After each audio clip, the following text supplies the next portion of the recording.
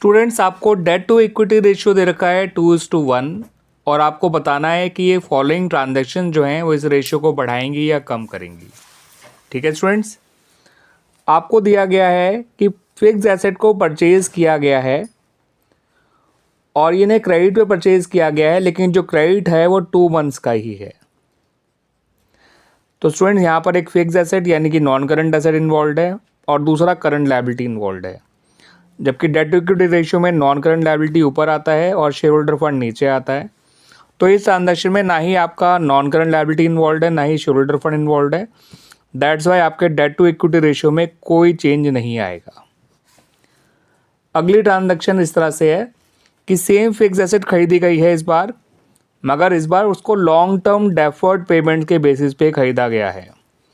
तो यहाँ पर इस बार एक नॉन करंट लायबिलिटी इन्वॉल्व है और एक नॉन करंट एसेट इन्वॉल्व है। डेट टू इक्विटी रेशियो में नॉन करंट लायबिलिटी आता है, वो भी ऑन द न्यूमरेटर साइड, और नॉन करंट लायबिलिटी बढ़ रही है। इसका मतलब न्यूमरेटर बढ़ रहा है और किसी भी रेशियो का अगर न्यूमरेटर बढ़ता है तो वो रेशियो भी बढ़ता है, यानी debt to equity ratio increase हो जाएगा। अगली ट्रांजैक्शन है issue of shares for cash. अगर शेयर्स को फॉर कैश इशू किया जाता है तो शेयर होल्डर फंड इंक्रीज होगा, करंट एसेट इंक्रीज होगा। डेट टू इक्विटी रेशियो में share holder fund denominator side में आता है और किसी भी रेशियो का अगर डिनोमिनेटर इंक्रीज होता है तो रेशियो डिक्रीज होता है, यानी जो डेट टू इक्विटी रेशियो है वो डिक्रीज हो जाएगा। अगला है इशू ऑफ बोनस शेयर्स।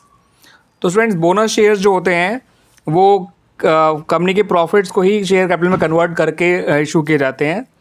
तो शेयर होल्डर फंड जो है बढ़ा भी है और कम भी हुआ है बाय द सेम अमाउंट। तो that's why share holder fund में कोई चेंज नहीं आएगा, ना ही नॉन करंट लायबिलिटी में चेंज आ रहा है। तो डेट टू इक्विटी रेशियो में भी कोई चेंज नहीं आएगा। लास्ट ट्रांजैक्शन इस तरह से है, sale of fix asset at a loss. अब फिक्स एसेट को बेचा गया, लॉस पे बेचा गया। तो फिक्स एसेट एक नॉन करंट एसेट है और बेच के जो पैसा आया होगा वो करंट एसेट है, मगर जो लॉस है वो उसमें आपका शेयर होल्डर फंड इन्वॉल्व है जो कि डिक्रीज़ हो रहा है। लॉस से शेयर होल्डर फंड कम हो जाएगा बिकॉज प्रॉफिट और लॉस शेयर होल्डर फंड के पार्ट होते हैं और लॉस शेयर होल्डर फंड को कम करता है। किसी भी फ्रैक्शन का अगर सिर्फ डिनोमिनेटर कम हो जाता है तो वो रेशियो जो है वो इंक्रीज़ हो जाता है। तो as a result of this debt to equity ratio increase हो जाएगा। ठीक है स्टूडेंट्स, तो ये ट्रांजैक्शन इस तरह से जो है हमारे डेट टू इक्विटी रेशियो को अफेक्ट करेंगे। उम्मीद करता हूँ कि मेरे एक्सप्लेनेशन जो है आपको अच्छी तरह से समझ में आया होगा स्टूडेंट्स।